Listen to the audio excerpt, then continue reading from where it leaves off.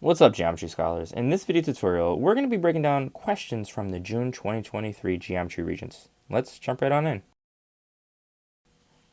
Question number 1. A square pyramid is intersected by a plane passing through the vertex, which we know, of course, is this point right there.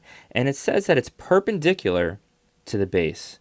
We recognize that the base is like the floor of this square pyramid.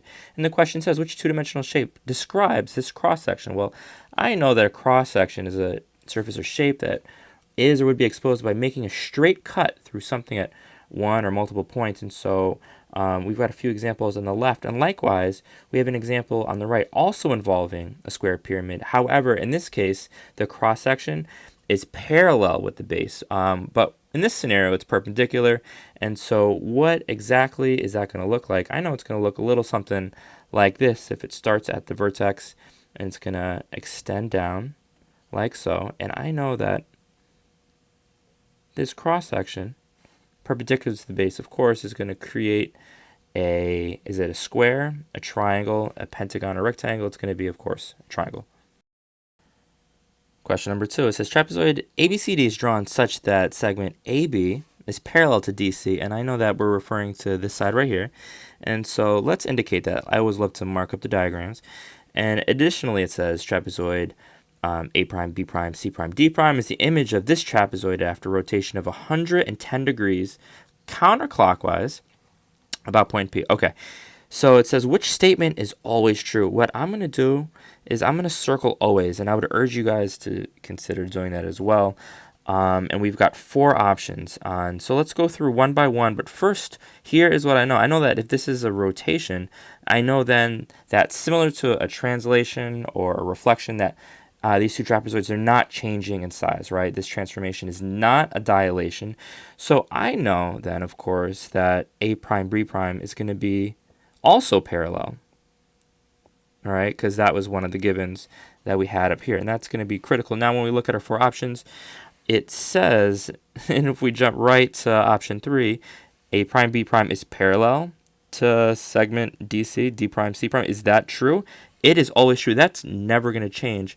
So the correct answer is option number 3. And then what we can do is we can rule out the other options. And if we look at, for example, option number 1, if it's talking about angle A, that would be congruent to angle A prime, right? But what they're saying here is angle A congruent to angle D prime? No, right? That doesn't make sense. And so we can eliminate as that an option. And similarly, we can draw the same conclusions with options 2 and 4. 3 is the right answer. Question number 3. What is the volume of a right circular cone that has a height of 7.2 centimeters and a radius of 2.5 centimeters to the nearest tenth of a cubic centimeter? All right, well, the first thing that I'm going to do is I'm going to sketch out this right circular cone, and I know that it looks a little something like this.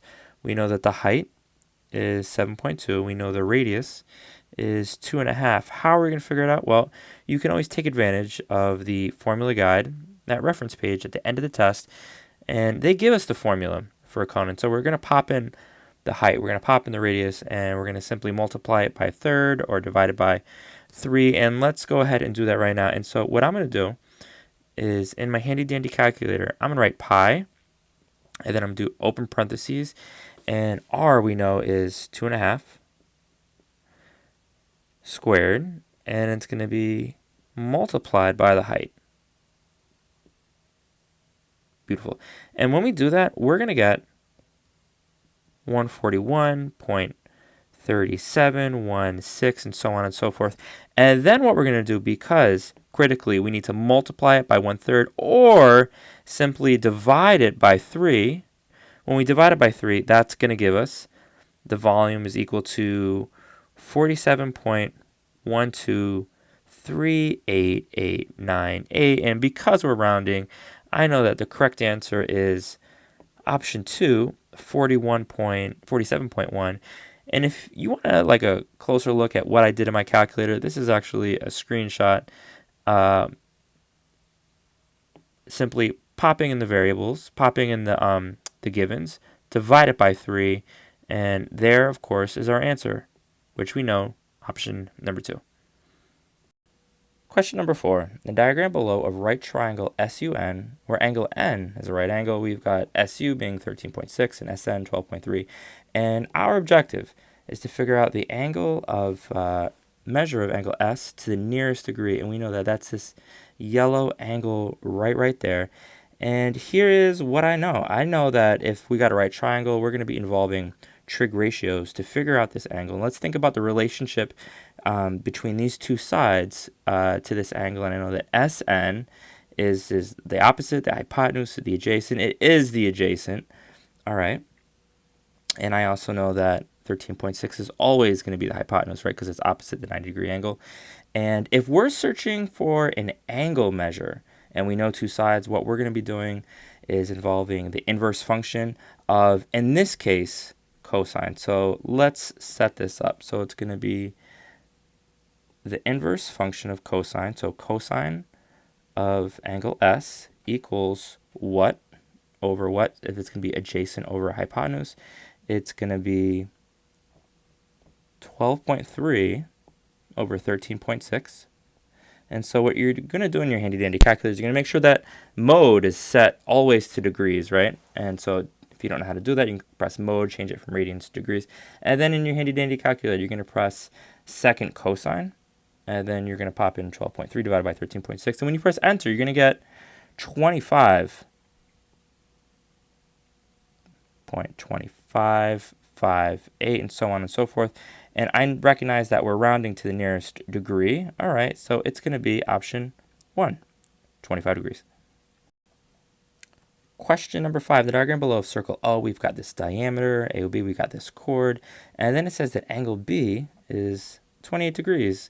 And so that's going to be critical in helping us figure out the measure of arc BC. And arc BC is right here. Well, how are we going to figure that out? I know a few things. I know that a circle is 360 degrees, and I know that a diameter is going to split in half, meaning that this arc right here is going to be, of course, 180 degrees.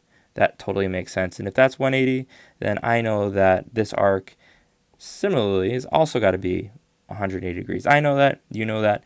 And you know what else I know? I know that we have an inscribed angle right here. And one of the big ideas is that the inscribed angle, the intercepted arc, which is AC, is twice as much as the inscribed angle. So if this is 28, then this, of course, has got to be 28 times 2. Has got to be 56. All right, and so how are we going to figure out what arc BC is? We are going to do 180 minus 56, and that leaves us with 124. Is that an option? It certainly is. Option number 2. Question number 6. In this diagram below this parallelogram, we've got diagonal BED. It says that we've got segment EF, and that EF is perpendicular to DCF. And before we do anything else, I'm going to mark up the diagram. We always want to mark up the diagram to reflect that. It also says that angle DAB is 111 degrees and that DBC is 39 degrees. Our objective is to figure out the angle measure of angle DEF, which is reflected right there in the diagram itself. All right. When we take a look at the 4 options, we've got 30, 51, 60, and 120. We know that 120 is an obtuse angle, right? So it's probably going to look a little something like that. And this angle is significantly smaller, so probably we can rule out 120 degrees. But let's forge ahead and let's think about how are we going to figure out what this angle measure is. Well, I know that if this is 90 degrees, and if we're able to figure out what angle EDF is, if we subtract this angle and the 90-degree angle from 180, what remains will be our answer. So I think that's the method that we're going to want to do. I also know that this, of course, is a parallelogram, and I know that parallelograms have opposite sides being parallel. I know that, and you know that, and so I'm going to reflect that in the diagram. And I also know that this red angle right here and this blue angle in my little diagram, we know that they're supplementary, that they add up to 180, meaning that 111 plus what gives us 180 degrees? That's a great question. 111 plus 69 is going to give us 180, which means that this angle, this green angle, we'll call it right here, is how many degrees? Well, if the whole angle is 69 degrees, and we know that this angle right here is 39, then the angle above it in green is 30 degrees. That makes sense. You know that, and I know that. I also know that if we think about our angle relationships, and we think about this transversal that's cutting across, so here is approximately A, we've got B, we've got D, and C is over here. I know that if this is 30 degrees, then this has got to be 30 degrees because of alternate interior angles. So this angle tucked in here is also 30. All right, so if that's 30, and then this angle right here is 90, how many degrees is angle X, angle DEF? It's got to be, of course, 60 degrees. Question number 7. It says in the diagram below of triangle ACT, line ES is parallel to AT. All right, so that line is parallel to the bottom of this triangle. And I recognize that in this triangle, we can apply something called the side splitter theorem, where we have a line parallel to the side of the triangle. Then I know the line divides those two sides proportionally. All right, and so if the question says which statement is always true, I'm going to be looking at how this triangle is broken up into sort of 4 pieces. And I know that we've got EC is parallel, corresponds with CS. And I know that AE corresponds with ST. And so let's take a look at these 4 options. I'm actually going to just jump to option 3, which I know is correct. And let's talk about why it's correct. CE in red, right, this one right here, is over EA in blue, equals should also be red over blue. CS over ST. And so that checks out. This is, in fact, the answer. Let's take a look at another one and we can sort of see why it's ruled out. So if it says CE in red over CA, which would be the entire one, and we'll make it in yellow, so it should also be red over yellow. And I'm looking at it, CS over ST, which is in blue right here. And so this ratio is not set up right. This proportion, rather, is not set up right. Option 3, however, it is. That's our correct answer. Question number 8. On the set of axes below, we've got congruent triangles ABC and DEF, and it says, which sequence of transformation maps ABC, so we're starting here, onto triangle DEF? We're going to finish here. It looks like we've got about 2 transformations for each of these 4 options. Let's take a look at option number 1, and it says a counterclockwise rotation of 90 degrees about the origin. So we're going to be spinning it this way, 90 degrees. So I know that it's going to fall right here, and there's a few ways we can go about doing that. What I know is that the rule for rotations of positive 90 degrees, it's going to go A comma B, and then when we rotate it 90 degrees, it's going to be B comma A, but then we're going to negate that first term. All right, we're going to negate B. All right, so B, let's do coordinate B. All right, if we're talking about this red coordinate right there, I know that if the origin is right here, we're going to be going 2 to the left and then 2 up. So the coordinate of B is going to be -2, right? 2 to the left, 2 up. Beautiful. And so when we rotate it 90 degrees, we're going to flip-flop. So that's going to look like 2 comma -2, and then I'll recall that we negate that first term. All right, and so the 90-degree rotation will have B fall on -2, -2.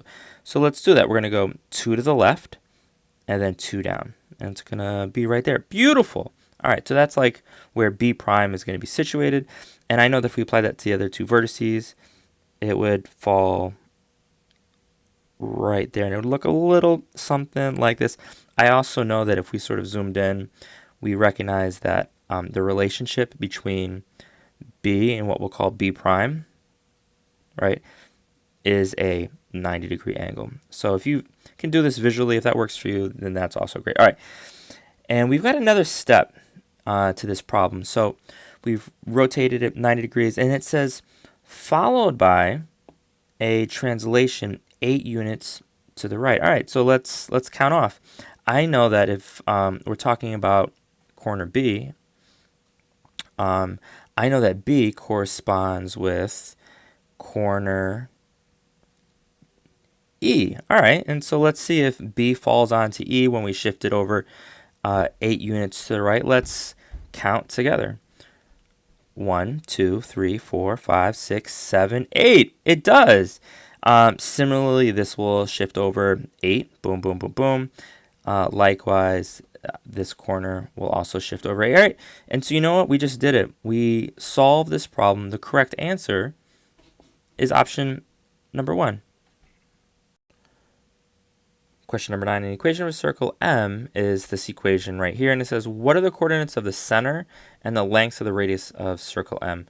All right, how are we going to solve this? The first thing I'm going to do is I'm going to jot down the equation of a circle, which I'll recall is x minus h squared plus y minus k squared equals the radius squared. Beautiful. Next, what I'm going to do is I'm going to take this equation and I'm going to rewrite it, grouping the x's, grouping the y's, and reformatting it so that this positive 1 is a negative 1 on the right side of that equal sign. And so let's do that right now. All right. X squared plus 6x, and I'm going to leave a little space right there because we're going to need to complete the square, plus y squared minus 2y, and then I'm going to leave a little space, equals, and what we're going to do is we're going to subtract 1 from both sides, and so that's going to give us minus 1 on the right side of that equal sign. Great. So here's what I know. We need to fill in, we need to complete the square. We need to fill in this sort of yellow gap right here.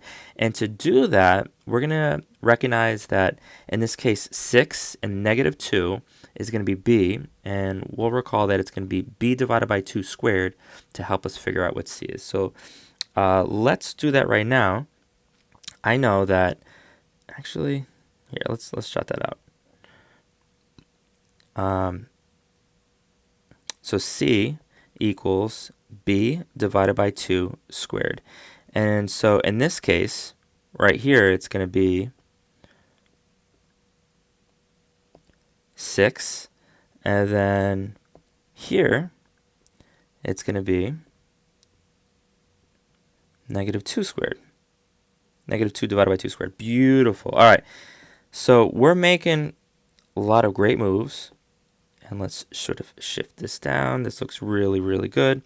Okay, so I know that 6 divided by 2 is 3. 3 squared is 9. Beautiful. So we're going to add 9. If we add it to one side, we've got to add it to the other.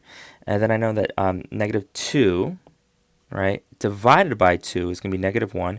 Negative 1 times negative 1 is what? Positive 1, right? So negative 1 squared is positive 1. And we're going to add 1 to one side. If we add it to one side, we got to add it to the other. Beautiful. And now let's simplify. I know on the right side of the equation, negative 1 plus 1 is going to be 0, so let's cancel out. So it's going to be set equal to just 9. And then when we factor this blue trinomial right here, it's going to be what? It's going to be x plus 3 squared, that's a throwback to algebra, plus y minus 1 squared equals 9. All right, so here is what I know. If we're looking for the HK, right? And again, I'll direct your attention to this equation of a circle. We're looking for the h, we're looking for the k, and so we recognize then that HK equals, here it's going to be positive, so it's going to be negative 3, positive 1. So the center of the circle is negative 3, positive 1. So we can rule out then options 1 and 2. And then it says the radius is 9 or the radius is 3. Well, I'm using my eyeballs, and I recognize that for the equation of a circle, right, it's going to be r squared. So 9 equals r squared, meaning that r, or the radius, equals what? 3, meaning that option 3 is not the correct answer. Option 4 is absolutely the right answer. Negative 3 comma 1 and radius of 3. Yikes.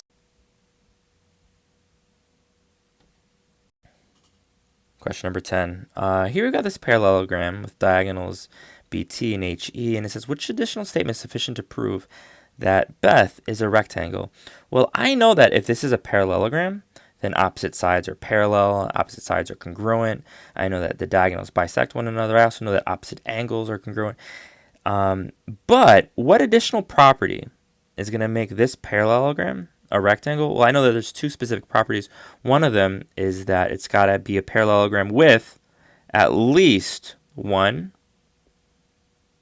right angle. We know if there's one 90-degree angle, then all the angles are 90 degrees. Additionally, diagonals do what? Diagonals of a parallelogram are congruent. All right, and so let's take a look at these four options. It says BT, which is this diagonal right here, is perpendicular to HE. No, absolutely not, because I know that if we had like a rectangle that looked a little bit like this, right, that's certainly a rectangle, but these diagonals do not appear to be perpendicular to one another, so that we can simply rule that out. BE is parallel to HT, and you know what? That's true, but that's true because this is a parallelogram, and that's not one of these two options that's going to make it a parallelogram. Let's take a look at option 3, and it says that BT, this diagonal in blue, is congruent to HE. Oh, that's that other diagonal. You know what? I know that this meets the criteria of having diagonals being congruent. Option 3 is the correct answer. Question number 11. A gardener wants to buy enough mulch to cover a rectangular garden that is 3 feet by 10 feet. I'm going to pause, and I'm going to sketch out this rectangular garden. All right, and I know that it's going to be 3 feet by 10 feet. I also know it says that one bag contains 2 cubic feet of mulch and costs $3.66. So I'm going to pause. I'm going to just jot that down just so I can make sense of it. All right, one bag contains 2 cubic feet of mulch and costs $3.66. We're definitely gonna come back to that.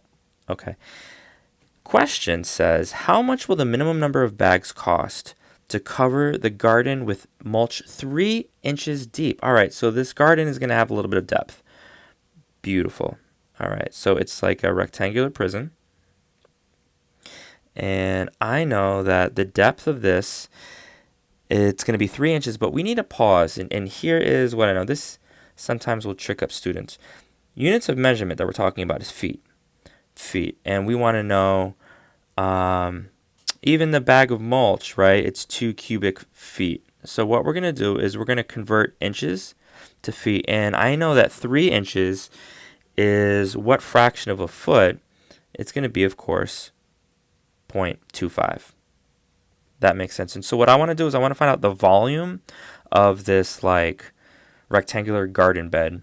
And to do that, we're going to do 10 times 3 times 0.25.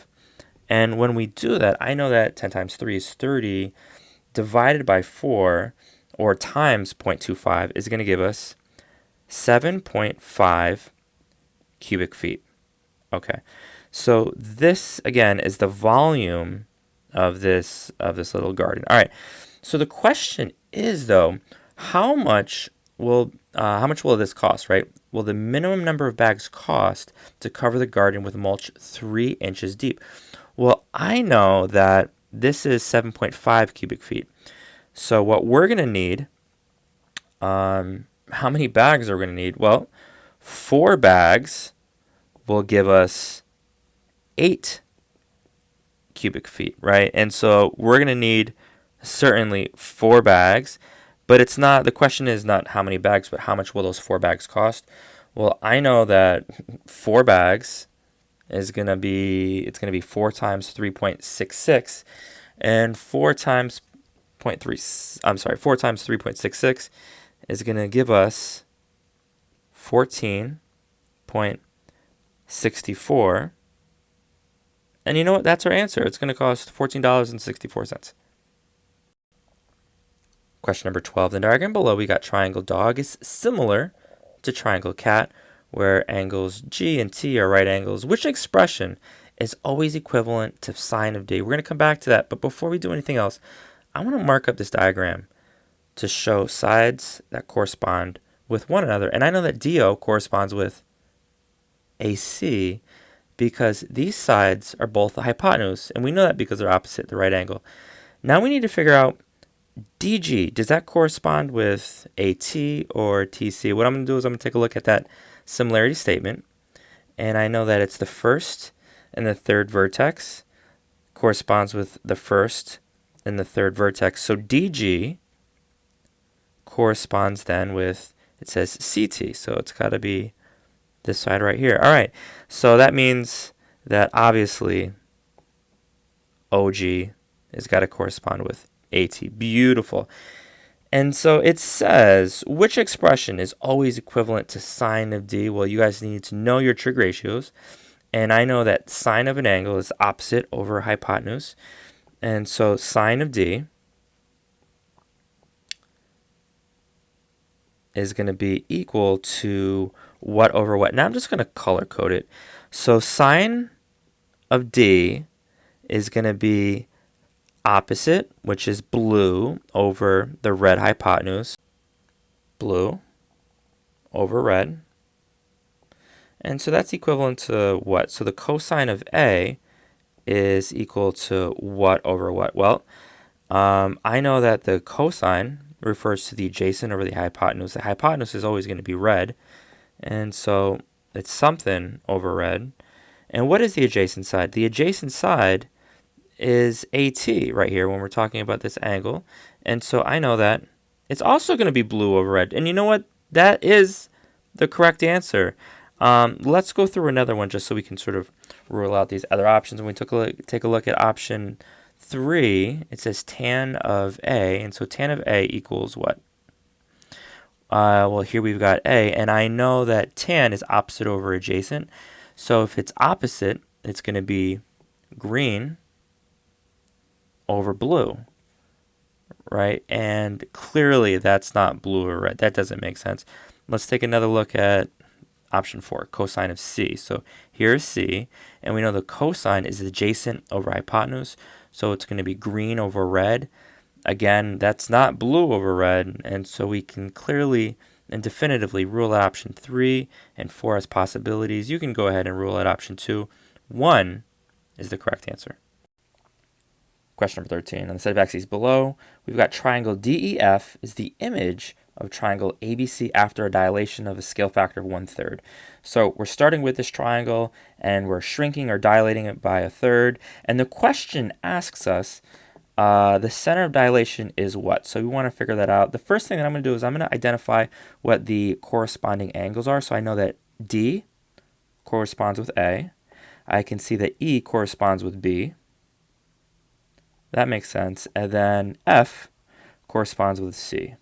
And that also makes sense. All right, so there's a few different ways we can do this. What I'm going to do is simply draw a line connecting the corresponding points. And I'm going to start with, in this case, C. And we're going to extend it through F.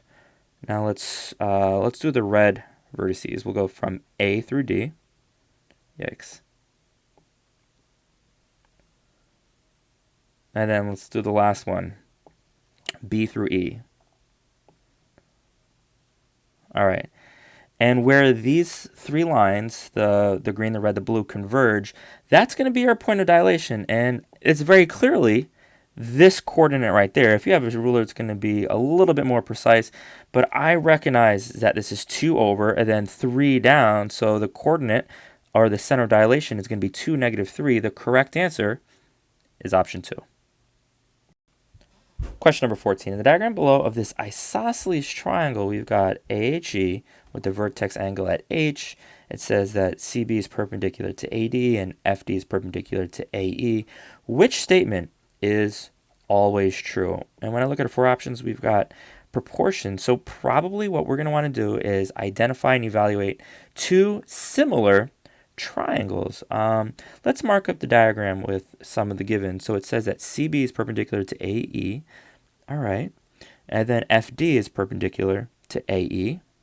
All right, so now we've got these two triangles that each share a corresponding right angle. I also know that one of the properties of an isosceles triangle, and that's what we have here, right, is that two sides are congruent. I know that and you know that.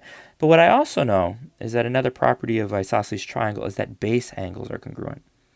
Beautiful. So in this scenario, angle A is congruent to angle E. Beautiful. And we've got now these two similar triangles, AEB and EFD, because these triangles are similar as a result of AA. Beautiful. So now let's match up corresponding sides. I know, and you know, that AC corresponds with FE. They're both the hypotenuse, they're both opposite at 90-degree angle. CB then corresponds with FD, and AB corresponds with DE. Beautiful. And what we could do is we could go through each one of these four proportions, but I'm going to cut to the chase, and I'll share with you that the correct answer is option 2, and here's why. AC is represented by this red side, and EF also represented by the red side. So AC over EF equals what over what? Green over also green. So red over red equals green over green. That checks out. That makes sense. And if we applied the same idea to the other three options, we would see that 2 is the only correct answer. Question number 15. We got rectangle ABCD with two vertices at coordinates -1, -3, and 6, 5.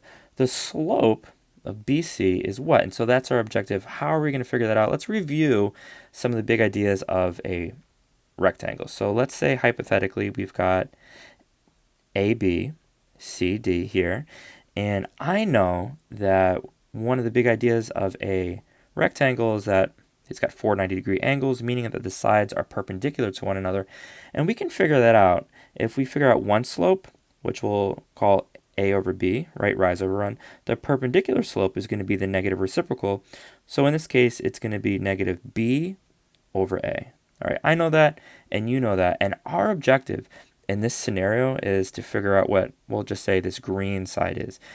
All right, let's go ahead and let's plot these points. So I know that A is -1, -3, so that's going to find us approximately right there. B is 6, 5, which we have beautiful right there. So there's B. Okay, and I'm going to outline this, and we don't know exactly where point C and D is, but that's not important. What is important is that we can correctly identify what the slope is of C and D. So we can make pretend that D is right here. We can make pretend that C is approximately right here. But what we need to do is we need to figure out what the slope of AB is so that we can identify the slope of BC. That's our objective. So here is what I know. I'm going to count up and over the rise over run. So I know this is going to be 1, 2, 3, 4, 5, 6, 7, 8. So it's going to be 8. Let's do it right here. So the slope is going to be positive 8 over what? 1, 2, 3, 4, 5, 6, 7. All right, so the slope is going to be 8 over 7, meaning that the perpendicular slope is the negative reciprocal. In this case, it's going to be -7 over 8. And is that an option? Is this an option? It certainly is. It's option number 1. Question number 16. In the right triangle ABC, angle A is 90 degrees, angle B is 18, and AC is 8. To the nearest tenth, the length of BC is what? All right, well, the first thing I'm going to do is sketch out this triangle. And here is what I know. I know that angle A, right, is going to be 90 degrees. I know that angle B is 18 degrees. And we don't know how many degrees angle C is, but what we do know is that angle AC, or sorry, side AC rather, is 8. Beautiful. So our objective is to figure out the length of BC. And BC is this side right here. So before we go on any further, I recognize that we're going to need to apply our handy-dandy trig ratios. And I recognize that if we're thinking about things from the perspective of angle B, we've got the opposite side, and our objective is to figure out the hypotenuse. So which one involves the hypotenuse in the opposite side? It, of course, is sine. All right, so let's let's set this up. It's going to be sine of 18 equals what over what? So if it's opposite over hypotenuse, it's going to be 8 over x. Beautiful. We want to solve for x. So here is what we're going to do. We can simply multiply. There's a few ways we can do this, but I know that it's going to be like, if we cross multiply, x sine of 18 equals 8. And then what we're going to want to do is divide both sides by sine of 18. And so in your handy dandy calculator, making sure that your mode is in degrees, you're going to do 8 divided by sine of 18, and x is going to be what? It's going to be 25.9. Is that an option? It sure is. It's option number 4. Question number 17. The measure of one of the base angles of an isosceles triangle is 42 degrees. The measure of the exterior angle at the vertex of the triangle is what? We've got 4 options. They don't give us a triangle. You're 100% going to want to sketch it out. And so I know that an isosceles triangle looks a little something like this. I know that the base angles are congruent. And in this case, if one of the base angles is 42, then the other one is also 42. Our objective is to figure out what the exterior angle is at the vertex. We know that the vertex is the top of this triangle represented by that blue dot right there. And if we're talking about the exterior angle, we're talking about maybe like this angle right there. I'm going to draw this one more time because typically this is how we see this kind of problem presented. So we're looking for angle x, and we know that if this is also 42 and 42, how are we going to figure this out? We're simply going to apply the exterior angle theorem, which we know is the exterior angle is equal to the sum of 2 non-adjacent interior angles. So the outside angle is equal to the 2 opposite interior angles. Well, 42 plus 42 is 84, so x has got to be equal to 84. Is that an option? It sure is. Option number 2. Question number 18. The diagram below, we've got line AFKB is parallel to CHLM, and here's what I know. Anytime I see parallel lines, I'm going to be looking for angle relationships. We're going to be coming back to this in a little bit. I also can see that FH is congruent to LH. Let's mark up the diagram to reflect that. FH is congruent to LH. I also can see that it says FL is congruent to KL. All right, and then finally, it says that segment LF right here, it's going to bisect this angle, HFK, meaning that this angle is going to be the same as that angle right there. So we know that this is going to be congruent to this. And if we pause for a second, and we can see that this triangle that I'm highlighting, right, with the 2 red congruent marks, this is an isosceles triangle, meaning that base angles are congruent. And you know, the same is going to hold true for this triangle on the right side. All right, so whatever this angle is it 4 degrees? Is it 100 degrees? We don't know, and it's not important, but what we do know is that it's congruent. Beautiful. All right, so what conclusions can we draw? Well, we know that this triangle is similar to this triangle because of AA. We also know that, let's pretend, for example, each green angle is 40 degrees. So if this is 40, and this is 40, right? The sum of the 2 is 80, meaning that this has got to be 100. And so if this is 100, this is also 100. So we can say definitively that, here we've got this angle FHL is congruent to FLK. Beautiful. What else do we know? What other conclusions can we draw? Well, a minute ago, we were talking about anytime we see parallel lines, we're looking for angle relationships. So here we've got these 2 parallel lines, and we've got a transversal cutting through. I know then that this angle is going to be congruent to this angle because why? Because of corresponding angles, meaning that if FHL is going to be congruent to angle DFK. Beautiful. And so when we take a look at our 4 options, let's just sort of evaluate what's going on here. Let's take a look at option 3, for example. So it says AFD, which is AFD is this angle right here, is equal to BKL. And you know what I know? This angle right here visually is just way bigger than this one, right? Additionally, there's nothing, like no conclusions we can draw that would say that this angle is congruent to this angle. So we can simply eliminate option 3 as a possibility. But when we look at option 4, it says that angle DFK, which I'm going to highlight in yellow, DFK is this yellow angle right there, is congruent to angle KLF. Here's KLF. And you know what I know, guys? I know that both of these angles are congruent to one another. We've got that blue double tick mark, right? Because this angle is the same as this, and this angle is the same as this because of corresponding angles. We can say absolutely that this statement is always true. Option 4 is the correct answer. Question number 19. The line whose equation is 6x plus 3y equals 3 is dilated by a scale factor of 2. Centered at the point 0, 0. It's centered at the origin. An equation of its image is what? And we've got 4 options, all expressed in slope-intercept form, which we'll recall is y equals mx plus b. And what we're going to want to do is we're going to want to convert this original equation into slope-intercept form. And to do that, we're going to need to isolate the y. So let's jump right on in. It's going to be 6x plus 3y equals 3. We want to isolate that y, so we're going to subtract 6x from both sides. And now we've got 3y equals negative 6x plus 3.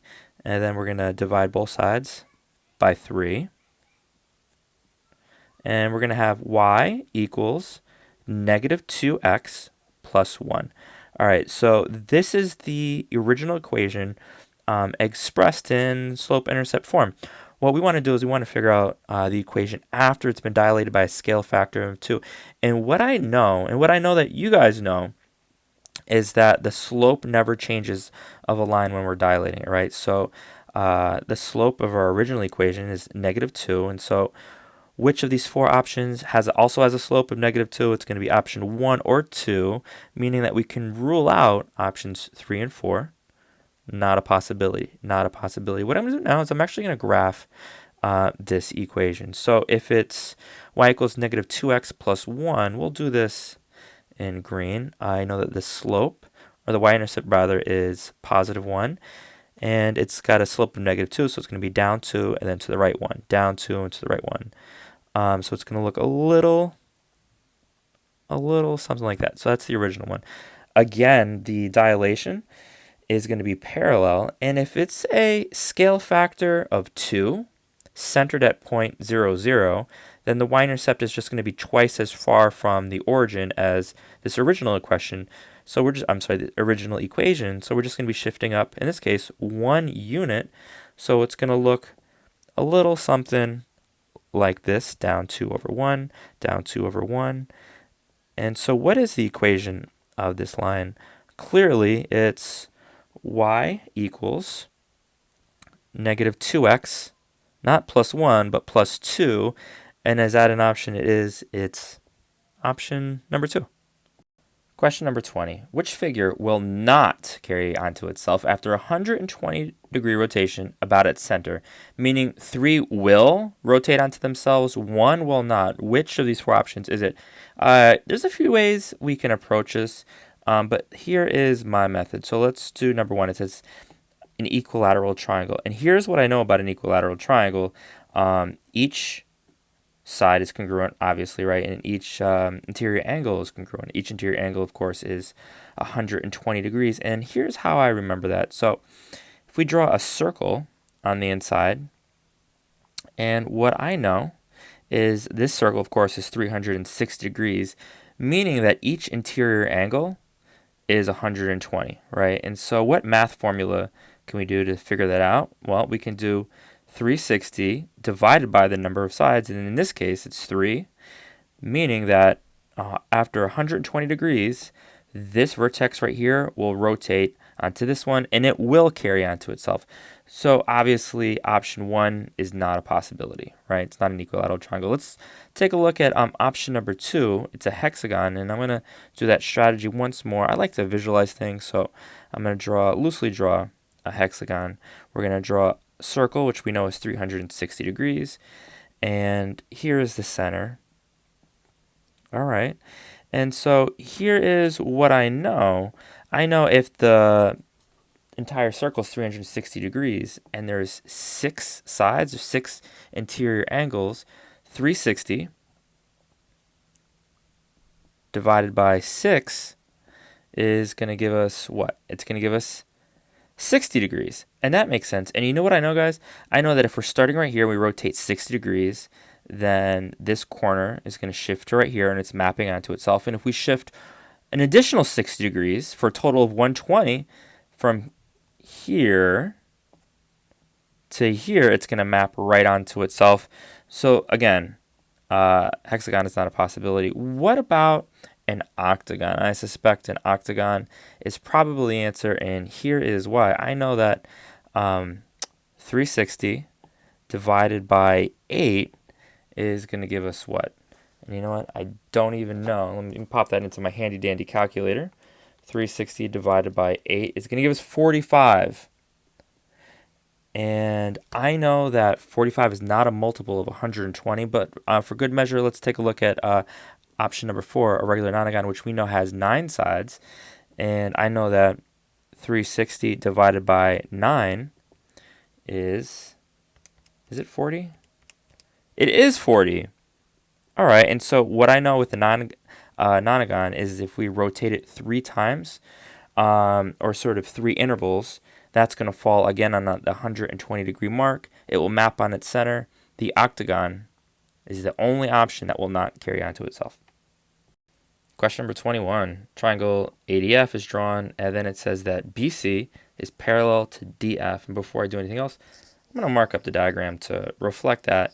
And I know that anytime we see parallel lines, we're going to be looking for angle relationships. All right.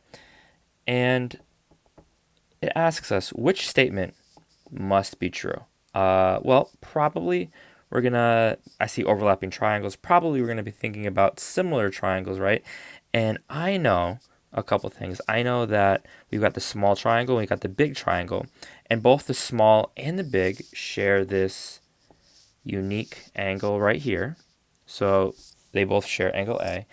And here's also what I know. I know that anytime we see parallel lines, we're looking for angle relationships. And in this case, AF is going to be operating a little bit like the transversal, and meaning that this angle right here and this angle, which we'll see right here and right here, have what kind of angle relationship? These, of course, are corresponding angles. And would that help us figure out any of these 4 options? Let's take a look at option number 4, because I can very easily and relatively quickly rule out options 1 through 3. Option 4, it says ACB, which is this green angle that we just indicated a moment ago, is congruent to AFD. And you know what? That's true. And option 4 is the correct answer.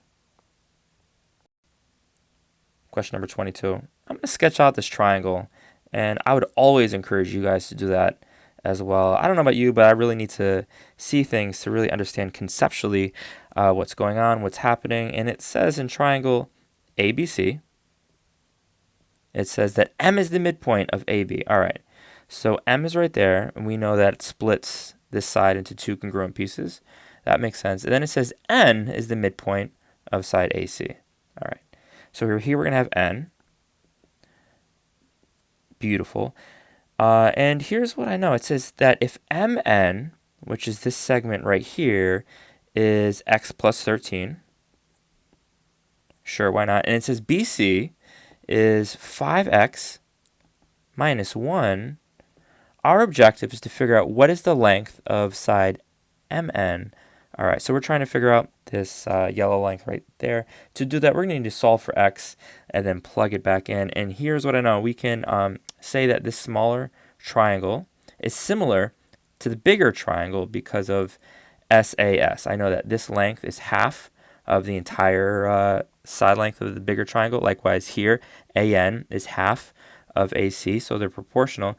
And what we're going to want to do is we're going to want to set up an equation. So what's the relationship between the blue expression, x plus 13, and the green equation, 5x minus 1?